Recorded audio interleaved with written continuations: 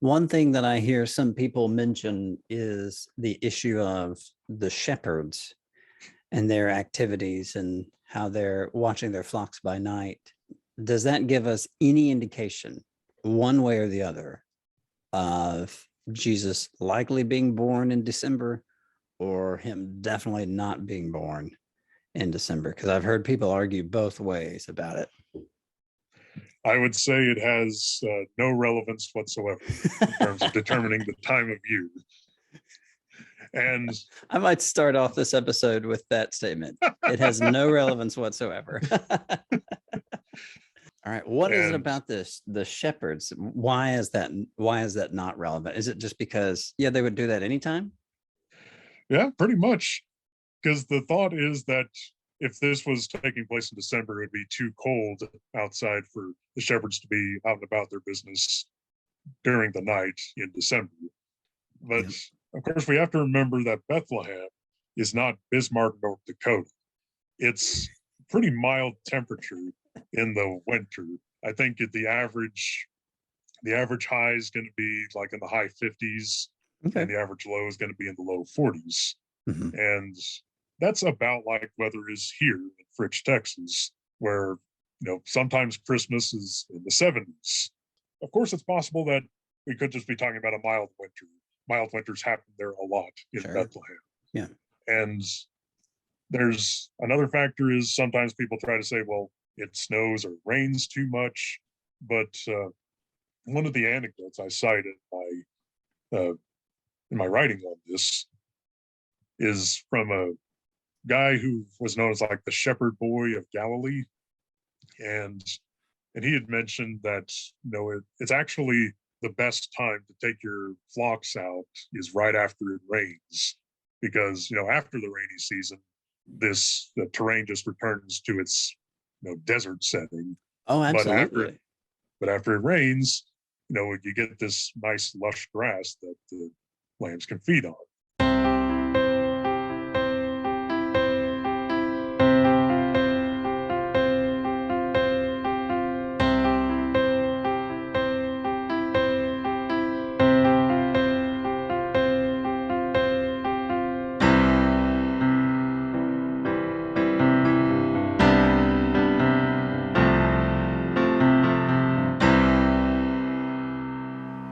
Hey everyone, welcome to Faith in the Folds, a podcast for ministry, biblical studies, and Christian living. I'm your host, Kevin Burr. Today I sat down with author and PhD candidate Ross Harriman.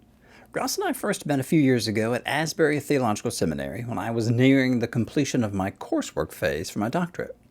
One of Ross's classmates told us about this guy in his class who always wore the gaudiest University of Texas gear and had written a 100-page synopsis of how the Lord of the Rings books are different from the Lord of the Rings movies directed by Peter Jackson. As a fan of Lord of the Rings myself, I eventually befriended Ross and found him to be an invaluable source on all things J.R.R. Tolkien. Ross is also extraordinarily well read on a myriad of topics relating to biblical studies and church history, and a few years ago his series of posts about the dating of Jesus' birth caught my attention. I was delighted to have Ross join us today to talk about Jesus' birth and to dispel some annoying but persistent myths about Christmas beginning as a pagan holiday. If you enjoy the kinds of conversations we're having here on the podcast, would you be willing to like and subscribe to us and maybe share us with someone you think might benefit from this? And as always, thank you so much for tuning in today. Well, Ross, thank you, sir, for joining us on Faith in the Folds today. Absolutely. Thanks for having me. Ross, I've had the good fortune of knowing you for a few years now. We overlapped at Asbury Seminary, but for our audience who, unless they are diehard Tolkien fans and have been scouring the internet to find your write-ups on the differences between the movies and the books, they might not know who you are. Help us get to know you a little bit. Where are you in school these days? What are you doing and what are you working on? All right. So as a preliminary to all this, I want to mention that my name is Ross Harriman, but I go by my authorial name is K.R. Harriman. And K.R. for your audience who's interested in looking up some of my writings, that's the name they would look for. Okay. Except, well, there's one article that I wrote on First Thessalonians that they ignored my request to make my name K.R. Harriman. But anyway, that's also the name I go by on the Substack, where I cover such topics as we will be going over today. Yeah. And that's also the academia.edu page that I have. That's also my name on there. But anyway, I'm Ross Harriman, and I am from the small town of Fritch, Texas. It's a town of about 2,000 people north of Amarillo. That's about the only town in the Panhandle most people know. Yeah. And, you know, it is important to note that I'm from Texas, because once Kevin found out that I'm from Texas, he decided, you know what? I need to move to Texas. This sounds like a magical place. Isn't that right? Didn't have anything to do with job availability or not having to deal with the annoying 5 months of winter in Wilmore, Kentucky. No, it was, the Texas place sounds pretty cool. K.R. Harriman is from there. It goes by Ross, with his friends. I think I'll head down that way. That's the legend, at least. Mm-hmm. Ross, you are in school, right? Yes, I am a PhD candidate. I've actually completed the initial draft of my dissertation, and I'm waiting to hear on, who's going to be my examiner for the defense. The jury's still out on that because the first two options I asked said no. We'll see what happens. But my dissertation is on the worldview, foundations, and functions of resurrection belief in Daniel 12, 1 Corinthians 15, and Surah 75. So it's sort of a cross-scriptural comparison of how resurrection functions and the worldviews that each of these texts is trying to form. Yeah, that's really great. And you're writing with, so first draft is done, you're writing with, under the direction of Dr. Ben Witherington, is that right? That is correct. And Dr. Keener is my reader. Very cool. Yeah. So for my dissertation, the roles were reversed. I wrote for Dr. Keener and had Witherington as my reader. Well, blessings on all that. I know you and I have talked about that before, and we caught up in San Antonio last month at the National Professional Conference for Biblical Studies, known as the Society of Biblical Literature. Mm-hmm. Had a good time getting to see you there, and I hope that this whole process goes well. Are you expecting to defend sometime in March or so? February or March, hopefully, assuming that works with everyone's schedules. But again, we'll have to see what happens. Yeah, good. Well, good. I hope that works out. The week that I defended my dissertation, Craig Keener had 3 defenses that week. So it was like 3 different meetings.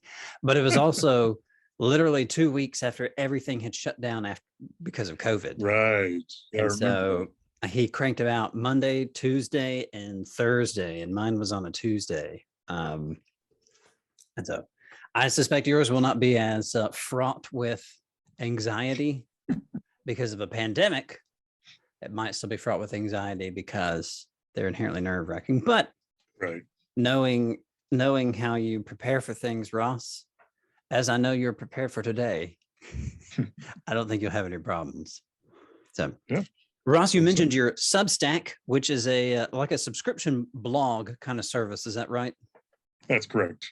You can, of course, just access it regularly, but if you want to receive these directly to your inbox, you can, of course, subscribe there.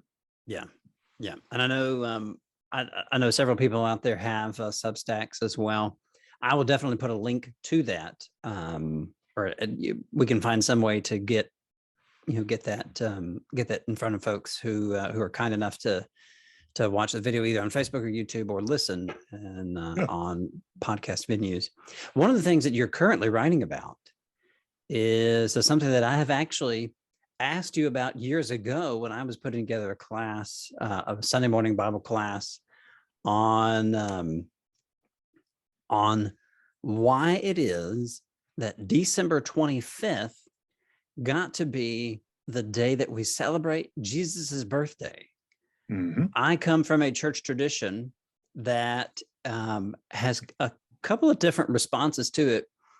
Some folks within Churches of Christ are absolutely delighted to celebrate Christmas in all the traditional ways, especially there, even at the church buildings. You get the Christmas trees and all that stuff. Don't do much with Advent because we're a pretty low church group, and the whole Advent season. And when you start talking about lighting candles, people get kind of antsy about that sort of thing. Or using instruments. That's true. Yeah, that's true. That is true. But one thing that we have, but the other side of that is some people get very antsy and very uncomfortable about celebrating Christmas. If one of the excuses is, well, we don't know when Jesus was born, and I'm not sure if there's some concern about like not wanting to have like Santa Claus in church or stuff like that. That's, I mean, I think that's kind of periphery. But I think some people might use "we don't know when Jesus was born" as a way to kind of back off of the Christmas season. That is what I want to talk to you about today, Ross. How did December 25th come to be associated with the birth of Christ? And is it a pagan holiday that Christians said, we're going to overtake this pagan holiday and make it about Jesus? Is that what happened? Or what? Yeah. You're on the clock. Here we go. All right. So, of course, I want to divide this up into two sort of different areas. One is, of course, looking at sort of the historical explanation of this in terms of how the early church came to this conclusion, because there was a lot of debate and discussion about when Jesus could have been born in the early church, starting in the 2nd century on through to the 4th, 5th century, where it became more or less the consensus. Even to this day, the Eastern Church, or a lot of Eastern traditions, do still technically celebrate December 25th as the day Jesus was born, but it's December 25th according to the Julian calendar, not the Gregorian calendar, right? That all of us tend to use in, say, more civil matters. Yeah. And the other side of it is, what does the gospel evidence from Matthew and Luke suggest? And that's something that I'm currently going through on my Substack. Part 8 saw that today. Yeah. Up on Thursday. And part 8 will in fact be about the major thing that inevitably comes up whenever anyone asks, could Jesus have been born on December 25th? Every person who says no says, well, the shepherds were in the field at night. It couldn't have been December 25th. And I will suggest that no, it very well could have been. All right. I will kind of spoil the conclusion of my series in that I do think it is possible that Jesus was born on December 25th. Specifically, December 25th, 3 BCE seems like as good a date as any. Okay. Granted, the gospel evidence does not suggest any precise date, but December 25th or somewhere, relatively close to that would make sense of a cross-section of a bunch of different evidences from the gospel. All right. And so on, there's that side of it. And of course, I can go into more detail about any specific piece of evidence there, but you can also visit my Substack if you want to know more. On the early church side of it, there's been a lot of scholarly dissection about this, and of course, a lot of popular myths that have developed around it. And just because I'm wired to address this in the order that I wrote it, I was just going to start from basically the theories down to what the early church actually said. And you'll get a lot of popular claims online that there's some sort of pagan backdrop to December 25th that the Christians took over. Usually it's related to the holiday of Saturnalia, right? Yes. that is the most common one. In fact, it's so popular that it was on an early episode of The Big Bang Theory. I was going to mention that episode of The Yeah. Big Bang Theory. Yeah, they kind of popularized this notion that that Saturnalia was the original sort of winter holiday, and then it might have gotten taken over by Christians. Yeah. Can I ask you, what is it about pagan holidays? Are there known pagan holidays that were celebrated near the end of the year that is there any likelihood or possibility that that those could have been a consideration? Well, from what I can tell, no. There is evidence no. Yeah, there is evidence that emerges later of like sort of polemical context in which, like, say this scholiast who wrote like a marginal comment for Jacob Bar Salibi, who was a Syriac scholar in the 12th century. Jacob Bar Salibi had said something about Christmas being on December 25th, but this guy was still of the belief that no, Christmas is on January 6th, which is the traditional date of Epiphany. And before December 25th became more or less the consensus date, outside the Armenian Church, the tendency was that a lot of the Eastern churches would celebrate Christmas on the same day as they celebrated Epiphany, January 6th. Okay. And that was due to the reference in Luke chapter 3, verse 23, that says, Jesus was about 30 years old when he came to be baptized by John. Of course, that argument ignores the about there, but it just takes the 30 years old. Yeah. And so they celebrate both the birth and new birth of Jesus, because that's how they associated baptism with the new birth. And so to go back to Saturnalia, that's of course the most common one. And the thing that Sheldon didn't tell anybody was that Saturnalia was never celebrated on December 25th. In fact, our major source on Saturnalia, Macrobius, tells us when Saturnalia was celebrated. It was initially celebrated on December 19th, and then that was eventually lengthened to a 3-day celebration from December 17th to 19th. Mm-hmm. And at its longest, it was a week-long thing from December 17th to Festivus, December 23rd. Did you say Festivus? Yes. Any Seinfeld fans out there? There you go. Yeah, but that's as far as Saturnalia ever extends, is to December 23rd. And the other popular one, and this is one that's particularly popular among scholars, though you see it online sometimes as well, is that they took over a celebration of the god Sol Invictus, the unconquerable sun. Yeah. That was instituted by the Emperor Aurelian in December 25th, 274. Was it 274? Yes, it was 274.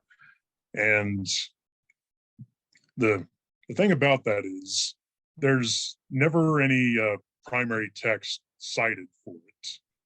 And that's for good reason. It's because it doesn't exist.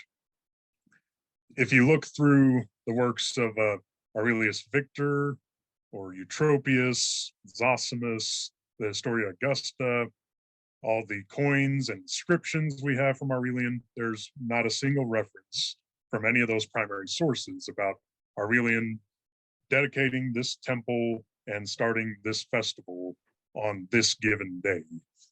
And what's remarkable about that is that, and this is another reason why people think that December 25th must have been something dedicated to the sun god, is that December 25th in the old Roman Julian calendar was actually the winter solstice.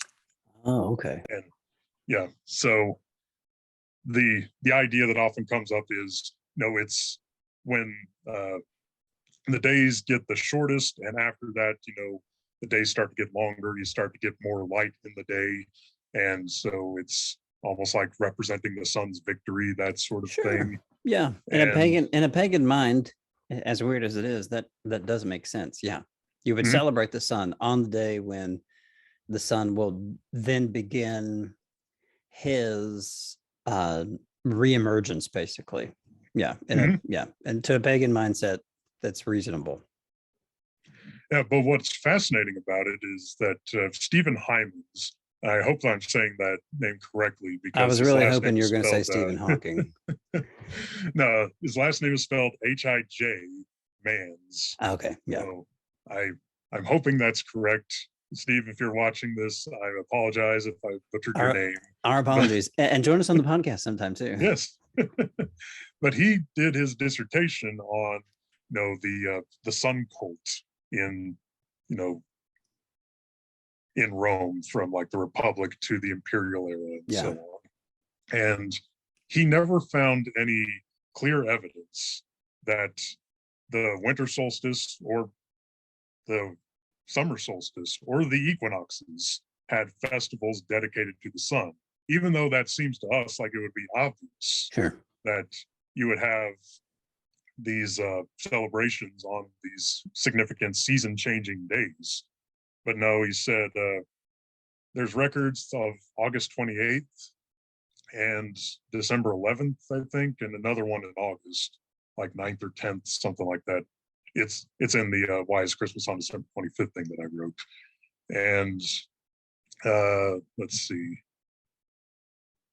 I think those are the only dates that he came up with for, festivals to Sol, to the sun god.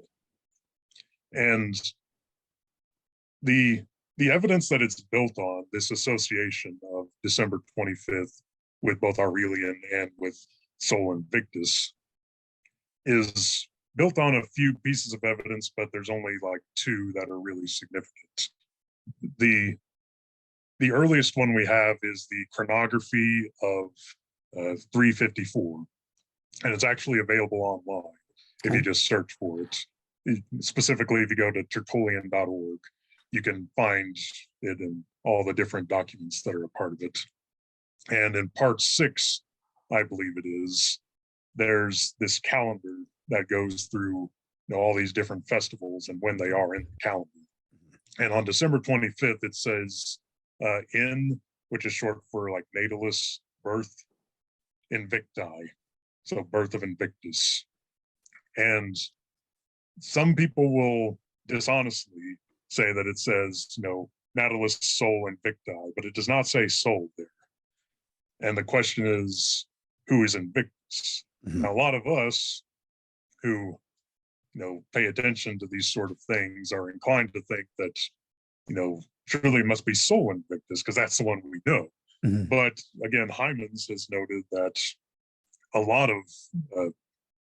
of figures have had Invictus attached to their names, such as the various emperors have had it as a title. Jupiter had it as a title, Mars, Hercules, and Sol was of course an important one, but far from the only one, far from the primary one.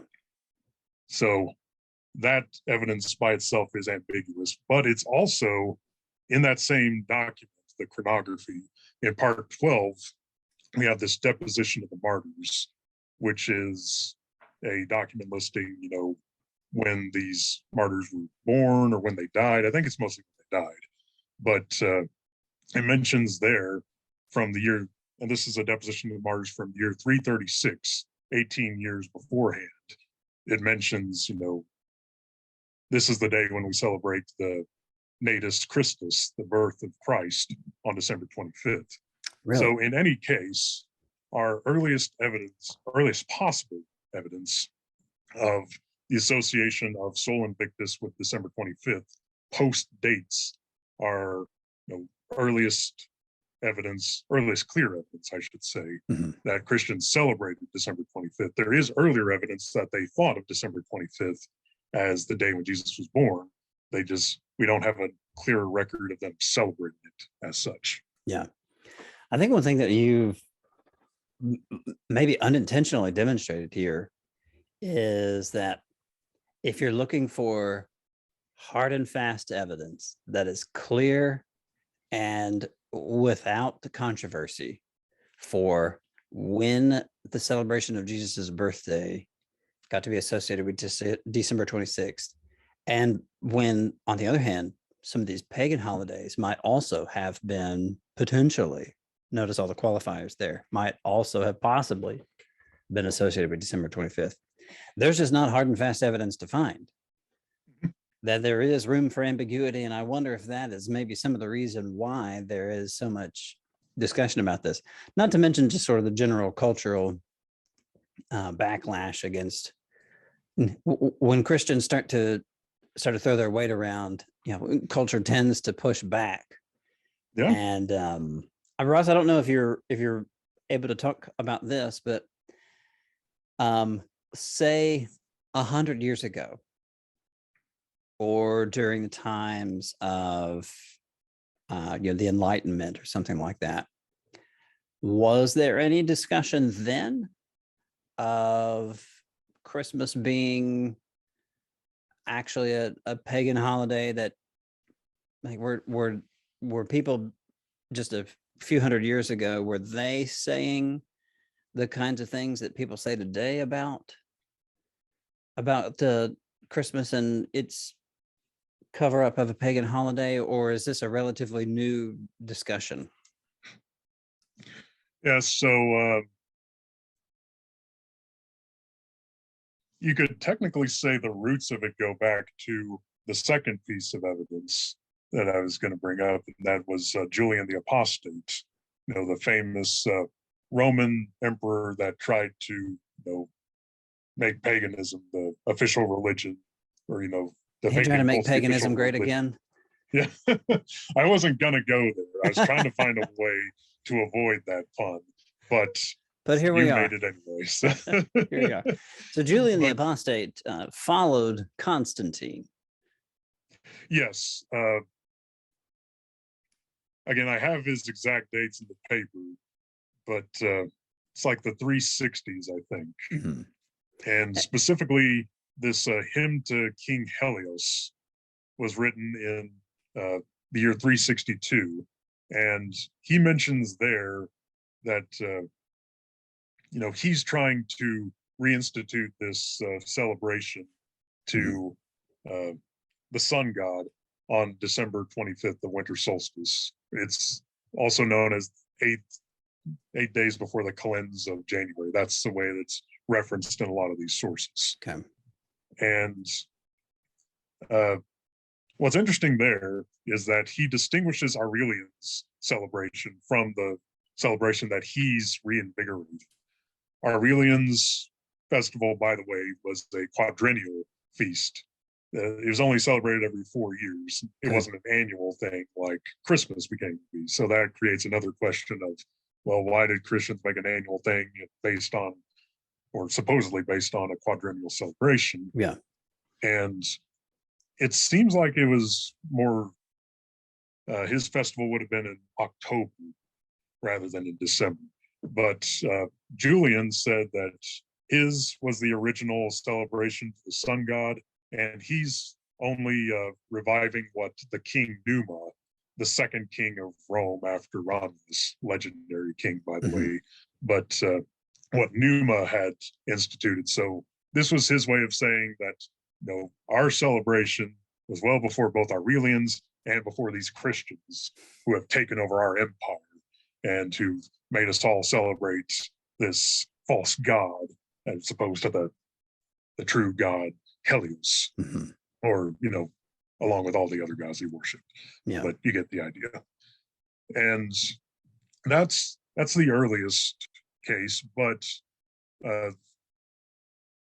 the discussion as we know it today was shaped in part by our Puritan heritage here in America, because the Puritans were of the mindset that a lot of this non-biblical stuff that the Catholics had perpetuated, as well as, high church Protestants, like, say, the Lutherans and Anglicans and such, that these must have been, drawn from pagan sources. And so they were definitely influential in the discussion. Quick pause on that for just a second. It is interesting to see from a low church Protestant perspective like mine, and like yours too, right? And that's Mhm. where your background is. It is interesting to see, like, the more you know about Greco-Roman paganism and how every town has its little patron deity or patron spirit or something along those lines, and they have these little festivals associated with them. And when you look at kind of the development of early Catholicism, or if it can even be called Catholicism in like the 3rd and 4th centuries, Right. but when you look at kind of how Christianity developed through those time periods, at least superficially, there's a lot of similarities. Patron saint versus patron deity. You've got the patron saint of children, or or this or that group of people, or merchants, or people like that, Or Bible versus scholars in the case of Jerome. what's that? Jerome, he's considered the patron saint of Oh, Bible right, scholars. yeah. Yeah. A guy who's most famous for his Latin translation of the Greek New Testament. But versus, on the other hand, you've got patron deity of this or that activity, or group of people, or something like that. So at least superficially, the Puritans can make an argument that all of these things were just holdovers of paganism and all that. So you can keep going, but I wanted to spell it out briefly for folks to say, okay, I can see why that might carry some weight. True or not, I'm not going to weigh in on, but I can see why that would carry some weight. Right. And it's also, of course, in that type of context, as well as the earlier one of Julian the Apostate, the sort of interreligious polemics is, very popular source for these kinds of claims. And you see that also in the case of Alexander Hislop, his The Two Babylons, I think it was called. I've cited it somewhere, but it's related to my Easter paper. But he was of the same mindset, him being a Scottish Protestant, I believe, trying to make the case of all these different things being a Babylonian source that the Catholics are doing, hence the two Babylons, that Gotcha, thought the Roman Catholic Church was the new Babylon. No, Luther certainly felt that way. Yep. Yeah, that's been a popular association, especially in light of the Book of Revelation that we were talking about earlier. Yep. And another contribution to this was, especially since Hermann Eusner, again, I hope I'm saying that correctly, but he's dead, so it's different. He can't correct me. He, around the turn of the 19th, 20th centuries, he was the one who really invigorated this idea that Christmas was originated with this festival of Aurelian. He's the one who really made that link, made that argument. And in fact, Hymans addresses Eusner in his dissertation. He also wrote a separate article that's available on academia.edu, where he talks about Eusner's Christmas, I think, is the title of the article. And it's where he goes through those different pieces of evidence that are used for this association and shows why they're not really as strong as Eusner made them out to be. Yeah, I'm writing that down. Eusner's Christmas. Yeah, that's spelled Usner. Eusner. Got it. I'll be interested to check that out, because this kind of thing comes up perennially, which is why we're doing this. But yeah, this kind of thing comes up perennially, and people are curious about, like, what's the deal here? Because then, I mean, like, well-meaning Christians don't want to inadvertently celebrate paganism. Sure. But yeah, Ross, I think to kind of not to necessarily move on, but to kind of show us where we are so far. There has, again, it's tough to find one solid piece of evidence that shows us when December 25th was the day for Christians to celebrate Christmas. Yeah, or the earliest one at least. Yeah, the earliest one we have is that Deposition of the Martyrs from the year 336. It's possible they could have celebrated it before that, but we don't have any definite record. Yeah. It is interesting that there's a sermon that Gregory Nazianzus did in Constantinople in 386, I believe it was, and he talked about how, we in the East have only been celebrating Christmas on this date for like less than 10 years. And he suggested, and I'm pretty sure this is exaggeration given my own study of the Western Fathers, that he said they in the West have been celebrating it this way since the beginning. But yeah, I don't think that's quite right, but it does show that there's an idea that there's a long tradition associated with this celebration in the Western Church as opposed to the Eastern Church, where the preference was January 6th. Yeah. And by Western there, again, for folks who might not be as familiar with the kind of the terminology in early church history, Western there would be think more like, the Roman influence as opposed to some of the more Greek influence in the East. Right. Yeah. Ross, let's, if you don't mind, let's switch gears a little bit and get to the good stuff. Let's dig into the Bible a little bit. Yeah. and talk about what is it. Are there any clues in the text themselves? We've got nativity stories in Matthew and Luke. Are there any clues there in the text themselves that give us any indications about what time of year things are on? I've heard some people make arguments based on, well, this piece of evidence indicates that, it was this time of year because they were doing this activity and stuff like that. Let's dig into all that. Take it away, sir. Yeah.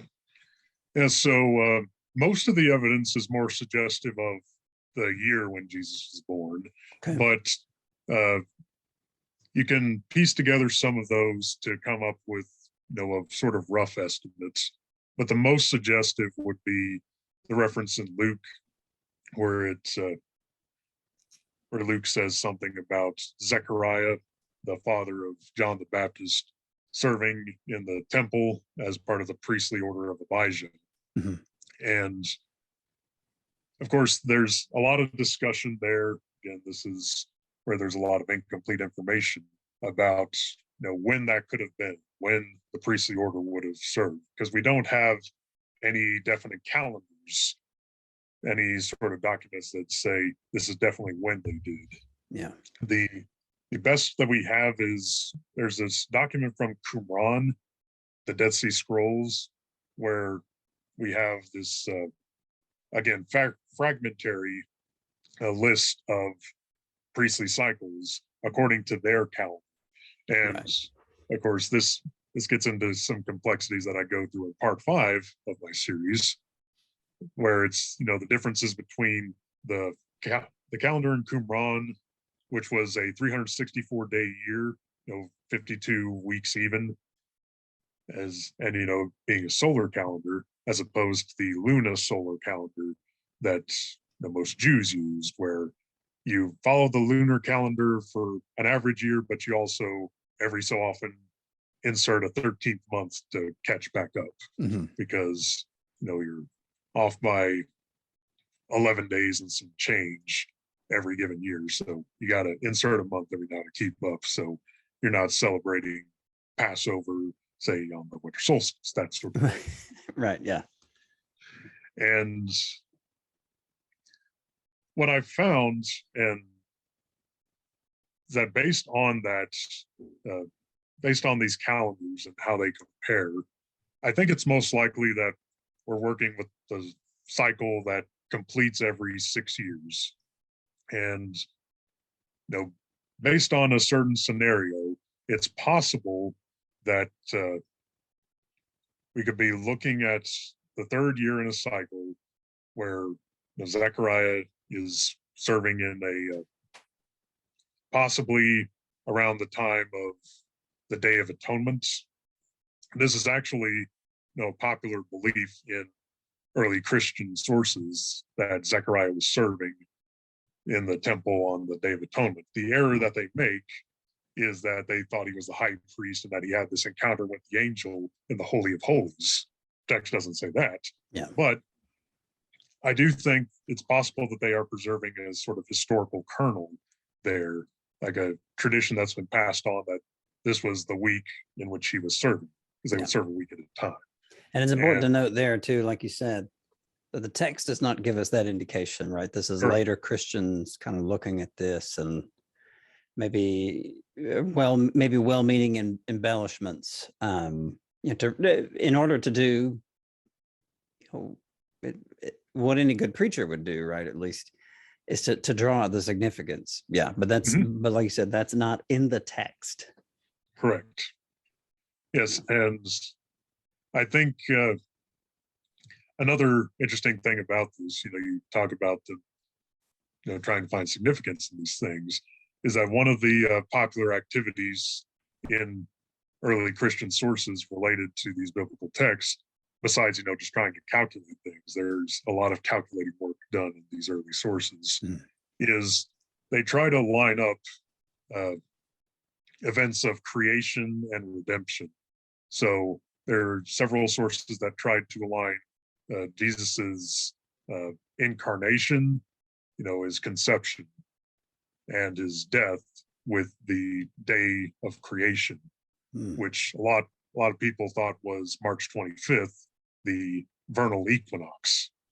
And in fact, there's one source called On Solstices and Equinoxes that tries to align this in such a way that John the Baptist was conceived on, let's see, I think it would be the autumnal equinox. He was conceived on the autumnal equinox and was born in the summer solstice. And Jesus was conceived on the vernal equinox and was born on the winter solstice. This is a source that we don't know the exact date of, but it's perhaps 4th century, because this is when a lot of this type of discussion was happening. And it's a Christian source that they're digging into this, and like you said, it was appropriate for people of this time to find some sort of I don't know if balance is the right word, but they found meaning in having things like this happen in significant days and times and seasons. Yeah, I mean, it's something of cosmic significance, like the birth of Jesus. It would only make sense for it to happen on a day of cosmic significance, or a day of meteorological significance, or something like that. Right. It's basically taking cue from the verse that states, "The heavens declare the glory of God," and it's applying that to the dates of these significant events. Sure. And it's also like a strong creation theology that's influencing this sort of this idea of the development of redemptive history. Yeah. And so potentially then, right, according to this one source of uncertain date, Jesus, to balance out John the Baptist's conception and birth, and Jesus's conception and birth, you have Jesus ultimately being born on the summer, or on the winter solstice, which would put us very close to December 25th, right? Well, on the Roman calendar, it would be December 25th. Okay. Yeah. Which is what the calendar they would have been following, right? Yes. Yeah, we have to remember that there are differences in when the Romans celebrated or when they marked the solstices and equinoxes, and when we do today, because again, we have the Gregorian calendar, and we've also calculated these things differently than they did. And so, like, the winter solstice is on December 25th. I think the autumnal equinox is like September 24th. And then, it was around that same time for both, June, in the case of summer, June 24th, 25th, something like that. And the vernal equinox being March 25th. So, yeah, they are trying to make these correlations there. And I think there is basis for thinking that Zechariah could have been serving during this time, during the month of Tishri, which would be, in that year would have been like early September to early October. And, if you give a little time for him to go back home and for him and Elizabeth to conceive, you add 6 months onto that, you get the conception of Jesus, add approximately 9 months to that, you get his birth. And that could take you to December 25th or close thereabouts. Thereabouts, yeah. Yeah. And that also aligns with, of course, I mentioned earlier the thing about Jesus being about 30 years old when he's baptized by John. And John the Baptist is said to start his ministry in the 15th year of Tiberius Caesar, which is somewhere around 28 or 29 CE. Okay. And so if Jesus was born, say, December 25th, 3 CE, which I think is not definitely the date that Jesus was born, but is a reasonable date. Sure. If he was born then he would be close to 30 years old if he was baptized, say, in the latter part of the year of 28, and not quite his birthday, but getting close to that sort of thing. Yeah. One thing that I hear some people mention is the issue of the shepherds and their activities and how they're watching their flocks by night. Mm-hmm. Does that give us any indication, one way or the other, of Jesus likely being born in December or him definitely not being born in December? Because I've heard people argue both ways about it. I would say it has no relevance whatsoever in terms of determining the time of year. And I might start off this episode with that statement. It has no relevance whatsoever. Yeah, and that can be a lead-in because that's going to be my next post on Substack is about the shepherds in the field. Great. All right. What is it about the shepherds? Why is that not relevant? Is it just because they would do that anytime? Yeah, pretty much. Because the thought is that if this was taking place in December, it would be too cold outside for the shepherds to be out and about their business during the night in December. And sometimes this is punctuated for extra dramatic emphasis with people showing these pictures of snow in Bethlehem, as if that is somehow, a real hammer to the nail of the argument. Even though, I could also show pictures of it snowing here in the Texas Panhandle in May. So clearly in May, it's too cold to be outside at night. Yeah. I mean, that was a real freak incident back in 2005, 2006. Again, I say this in the paper, but I don't remember the detail right off. But it was somewhere around that time. Yeah, it snowed 5 inches at the beginning of May in the Texas Panhandle. But of course, we have to remember that Bethlehem is not Bismarck, North Dakota. It's pretty mild temperature in the winter. I think the average high is going to be like in the high 50s, and the average low is going to be in the low 40s.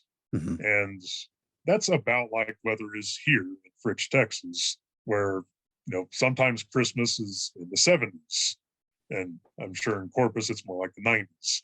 But yeah, it's cloudy and 81 down here. That makes sense. But yeah, another thing we have to remember is that of course it's possible that we could just be talking about a mild winter.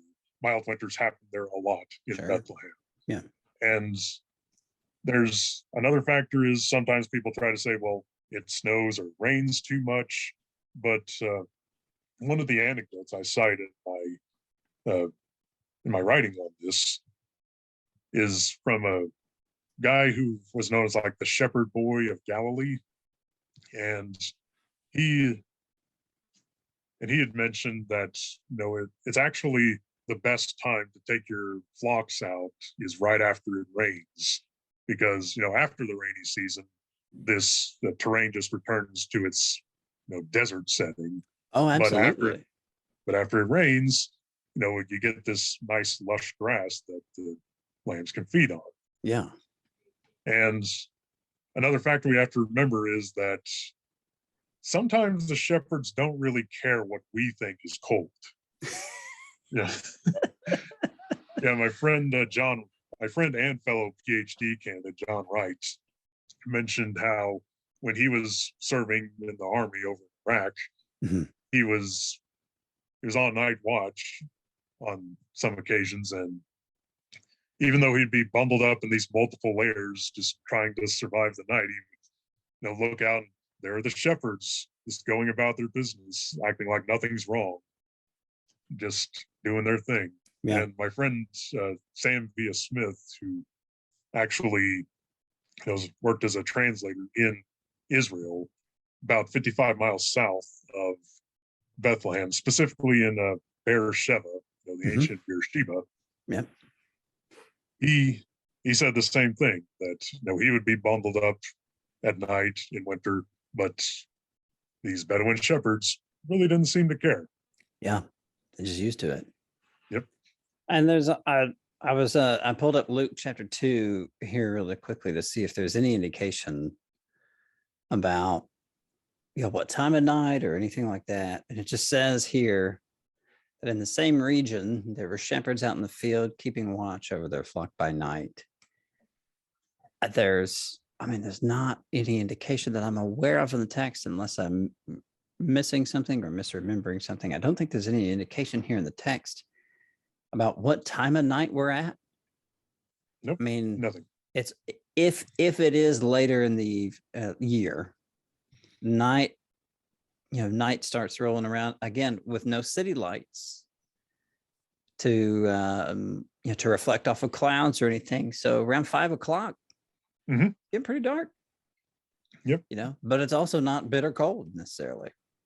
And so it could very easily have been sometime in the evening. Most of the time, I think everybody envisions it sort of in the middle of the night. But there's not much in the text to tell us specifically, all right, now at 2:30 a.m., the shepherds are up in the middle of the night.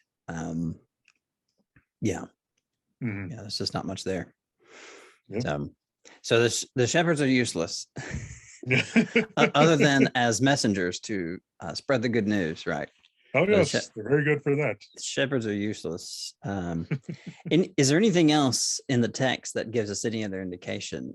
We've talked about Zechariah's potential cycles. One thing too I wanted to mention though, before we get into what else there could be, it's interesting when to look at the evidence of the cycles of the priests from Qumran.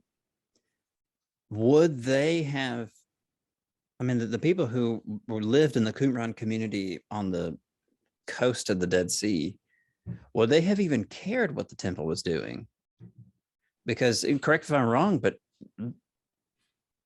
there's no love lost between the people in Qumran and the temple establishment, because the people in Qumran deliberately withdrew to keep themselves pure from the corrupt temple establishment. So would they have even cared? Like, could we use these? Can we use these records about cycles of priests in the temples, or would that have not mattered? Walk us through that. Yeah, I think we can use them because, on some level, they would still be like using the same sort of, the same kind of start, because their conviction was not that the temple was always corrupt, but that it had become corrupt. That's fair. Yeah. That's fair. They would be using the same starting point for when these cycles would go. But another thing that's important to remember is that even though there definitely are differences, and especially because they're using a different calendar, those calendars every 6 years pretty much equal out. Because if you have 6 years of 364 days a year, that equals 2,184 days. And if you have 6 years of a lunar calendar plus, say, and on average you get, say, 2 intercalary months to 13th months of 30 days. Yeah. You would add those twice to, six years times 354 days. That equals out to 2,184 days, just like the 6 times 364. Yeah. So on that basis, even though like on any given year, there would be some clear differences between, say, the Qumran calendar and the Judean calendar, overall, we have a scheme here for how this could have worked out.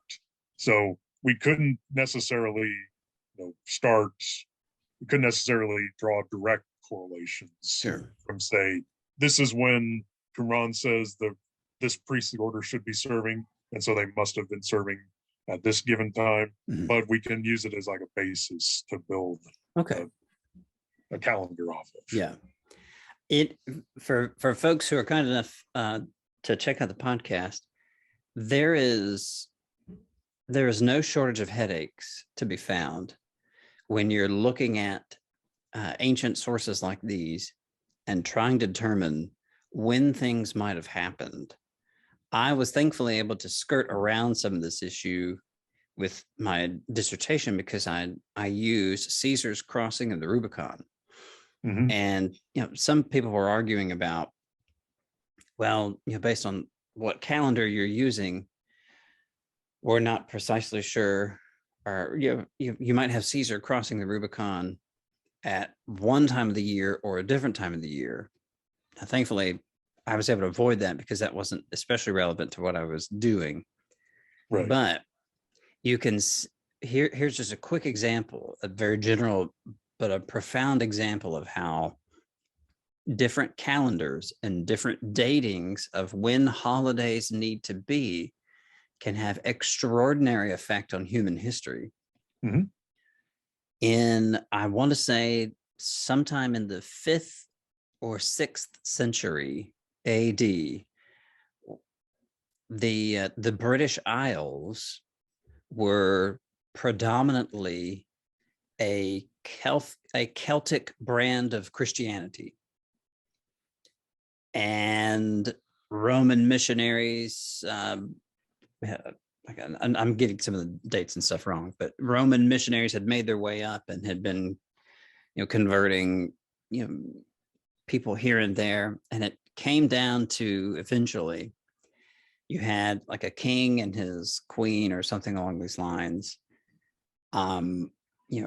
One of them was celebrating Easter while the other one was still in the season of Lent.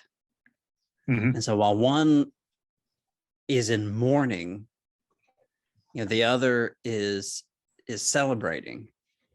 And it got to be kind of potentially awkward, for the two parties to be, for the Celtic Christians to have, their season bleed over into the Roman Christians. And so eventually that was one deciding factor that led these particular rulers in the British Isles to adopt a Roman Christianity. Fast forward 1,000 years, right? And you've got Henry VIII dealing with difficulties of the Roman Church and how he can't break free from a wife and stuff like that. So again, like, calendars, as weird and as strange and as technical as it is, calendars do sometimes have pretty profound effects. That was a moderately interesting footnote to this current discussion. Ross, you want to weigh in on this? Yeah, it's actually a thing I talk about in my Easter paper, that particular sort of debate you're talking about in the British Isles, because that was essentially like the last frontier in Western Europe for the 19-year cycle that has been used for so long to determine when Easter should be in a given time of the year. And that's something that the Venerable Bede talks about in his History of the English People. That's where I give you the precise reference if you really want to go read that story for yourself. But again, that paper is called Easter. Why are you like this? So there's yet another plug for for the stuff I've written on holidays. I love that. Easter. Why are you like this? Yep. Ross, Because a lot of next people year we might ask need to that do. question. Yeah, next year we might need to do a Halloween episode. Yeah, That would be that. that'd be interesting. All right, so back to it. Yeah, that was an interesting interesting aside. Back to it, and let's kind of narrow down with this as we begin to wrap up here. Is there anything else in the text that gives us any indication? We've mentioned priestly cycles. We've mentioned how, unfortunately for them, useless the shepherds are at telling us what time of year things were. Is there any other indication about what might have happened? Does the census play any role in any of this? Yeah. So, of course, I also want to mention that we talked about the reference to the 15th year of Tiberius. That's there right. at the beginning of Luke 3, and also the reference to Jesus being about 30 years old in Luke 3:23. And I'll come back to that last reference here in a little bit. But about the census, this is another thing I recently wrote on in my series on, when was Jesus born? And there's been a lot of discussion about this census because, there's no other clear record of it outside of Luke. Yeah. So outside of the Bible, right? We don't have Roman records that say in this year, at this time, this person took the census. Mm-hmm. Yeah. But and this is an argument I make in that little section of this series, is that I think there's reason to think that the census could have happened somewhere between 4 BCE and 2 BCE. Okay. Because this would have been in the latter time of when Augustus is demobilizing his armies, and he's settling them down. He's trying to provide for them, reward them for all the great conquering work they've done for him, how good they've made him look. Yeah. But doing all that, giving them all these lands, providing for them for the rest of their lives, that gets to be pretty expensive. And so when these expenses increase, one of the things the Romans would like to do is take censuses of both their actual imperial territories and their client kingdoms, like Herod's kingdom was at the time, as a source of tribute. Because they want to have an idea, if we're going to keep paying for all this, what's our budget look like? And to get an idea of what the budget looks like, you have to multiply your taxes by how many people do you have in a given area, and are they paying their fair share of the tax? Right. Fair share of the protection. If you're not watching and just listening, you might not have heard Ross drop some fat air quotes around fair share. I'm from Tennessee, where we had 9.25% sales tax. There's no state income tax, but 9.25% sales tax. That starts to pinch after a while, but it's nothing like what these poor guys in Galilee had to pay. If you catch a fish, right, you owe the Romans another fish, basically, or something. Yeah. I'm exaggerating, but it really did hurt. It really did hurt in that way. Well, you might owe the Romans a fish. You might owe the tax collector an extra fish, because that's another thing about the tax collectors, like to skim a lot off the top to supplement their income.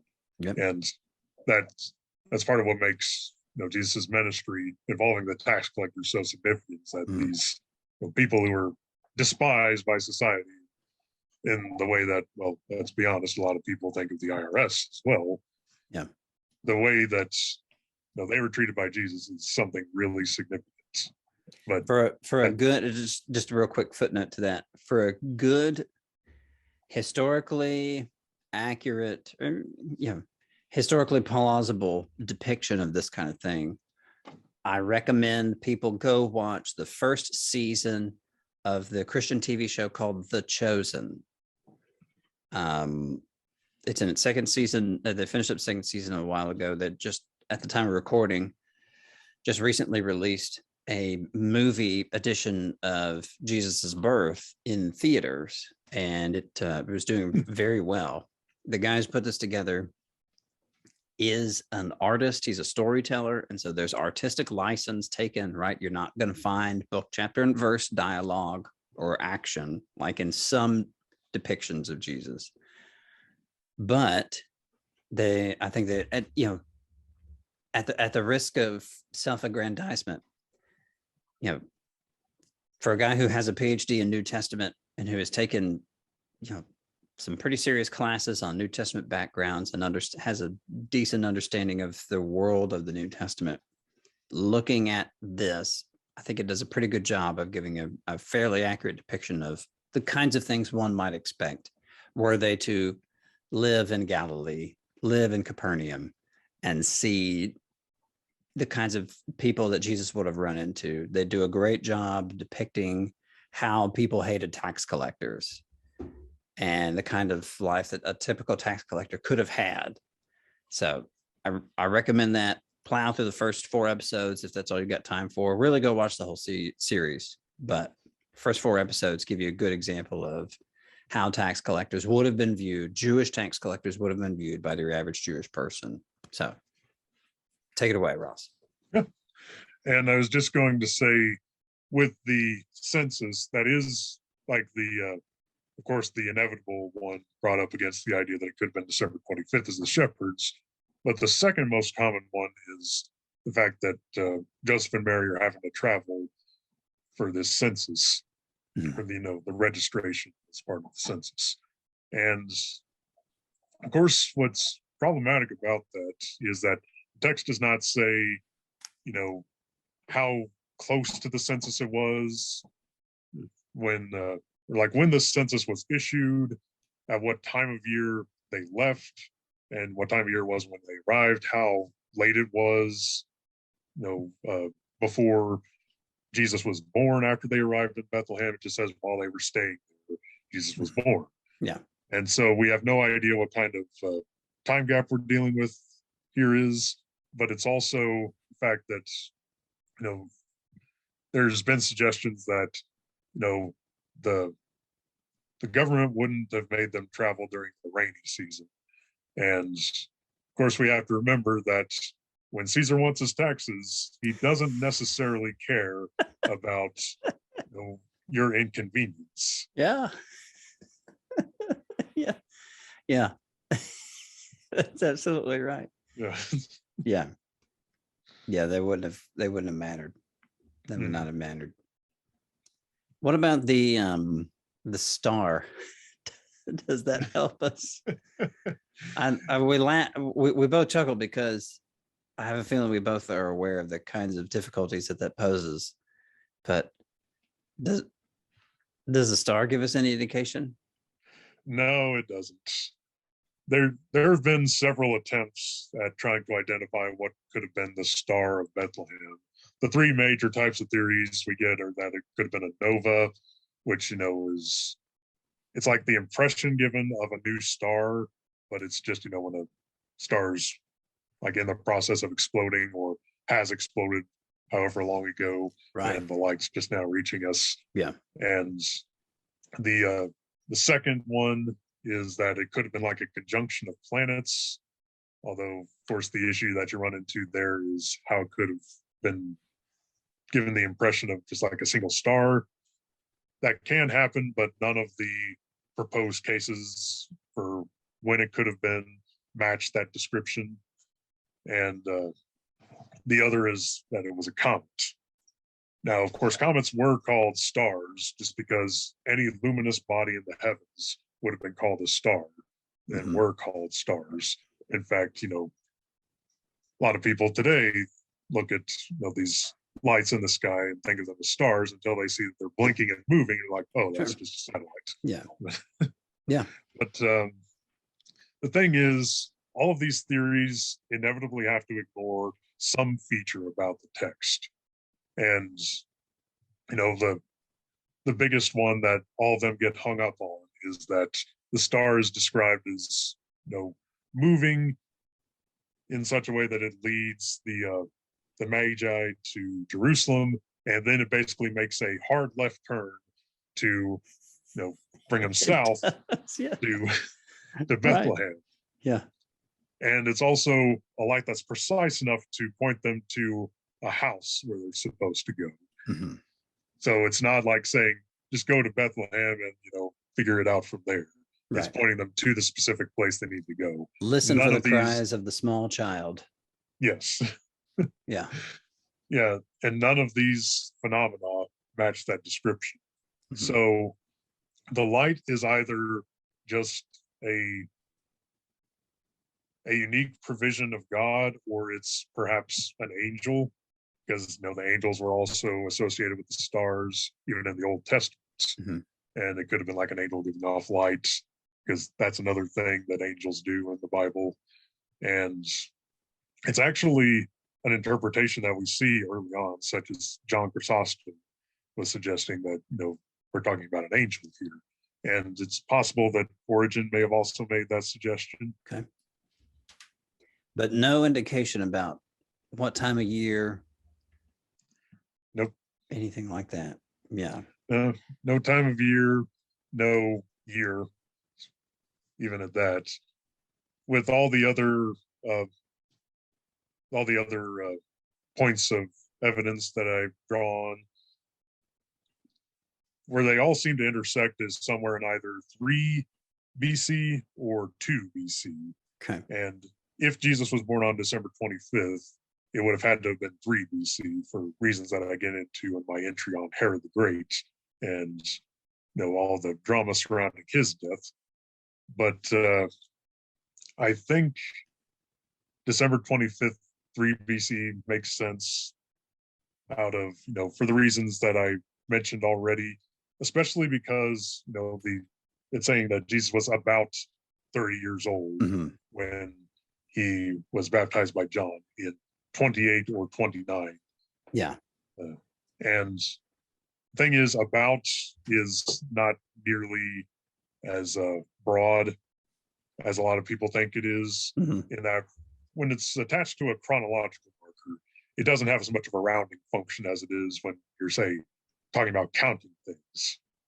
Yeah. Like Harold Hayner. Again, I don't know if I'm saying that name correctly. I'm from That's how I Texas. have heard his name pronounced. Yeah. Okay. I'm just going to say I'm from Texas. We do not learn how to pronounce things correctly. Yeah. You live north of Amarillo. That's true. Yeah. And Harold Hayner had said that about 30 years could mean like anywhere between 26 and 34 years, because it's like a rounding thing.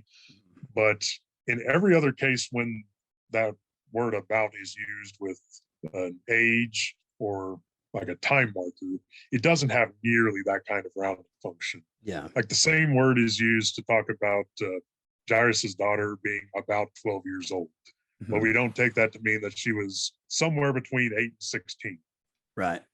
We think that just means she was pretty close to 12 years old. And in Luke's account of the Transfiguration, he says that it happened about 8 days later. Yep. Whereas Mark and Matthew both indicate that it was a week later. It's like about 8 days would be, do you count today as day 1 and then tomorrow is day 2 versus tomorrow is day 1? Like you get 1 day difference there. Yeah.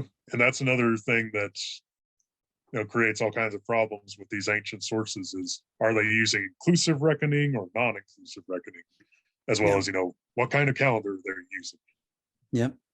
Yep.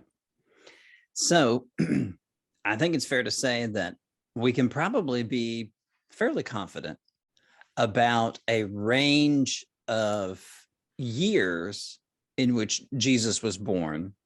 Mm-hmm. Typically in academic literature, we see something between like 4 to 6 BC.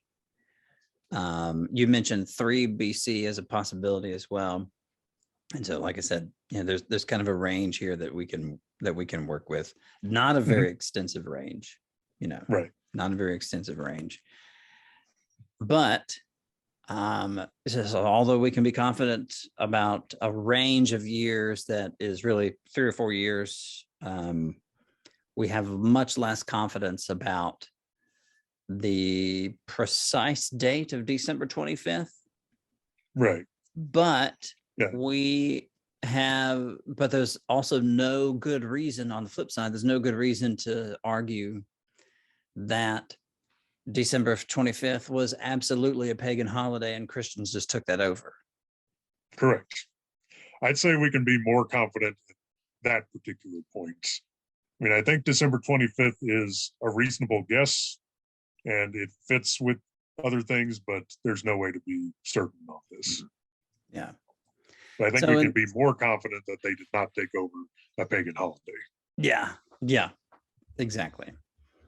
Ross, as we wrap up here, is there any final hoorah point you want to bring us home with? Oh, gee. Had so many different final hurrah points for all the stuff I've written on this stuff. But I guess it would be to return to that point that one of the reasons why December 25th came to be such an important day for early Christians, and there is definitely a lot of complexity with how they ultimately arrived at that conclusion. And I go through that history in my work on Why is Christmas on December 25th. Mm-hmm. One of the major driving factors is their desires to correlate creation and redemption, or creation and new creation. And this idea that the heavens declare the glory of God, that God is constantly witnessing, either in anticipation or after the fact, to the gospel, and that there are all kinds of ways in which they find that he's done this. And one of the ways they suggested was these correlations of Jesus's birth and his conception with these significant solar dates. Mm-hmm. And they're, even if regardless of what exactly you think about all the work that went into constructing these correlations, there is something to learn there of trying to understand these connections between creation and redemption, between creation and new creation, or creation and eschatology, as you might say. Absolutely. Yeah, I think it's a fair point to really understand kind of the driving force behind all this, like you said, is to express an appreciation of, and also a hope in, God's continued work. Mm-hmm. And so for them, like we said earlier, it just made sense that God would do things in these ways that were especially meaningful, and and would display his glory like the heavens do. Yeah. Ross, I really appreciate your time, man. We will have I'll have a link or some way for folks to get to your Substack so they can subscribe and check all this out. You've gotten some great work that you've alluded to throughout the interview on why Christmas is dated, when was Jesus born? Also, Easter, why are you this way? That's a great title. Why are you like this? Why are you like this? Yeah. So Easter, why are you like this? And have you done one on Halloween? Not yet. That's going to be the next one. All right. After I do these other articles on resurrection. Yeah, you've got about 10 and a half months to prepare. No, I'll hit you up before Halloween next year, but that would be a lot of fun to dig into some of that stuff. Yeah. Sorry. Ross, appreciate your time, man. I'd be happy to come back and talk about Tolkien. Hey, that's all right.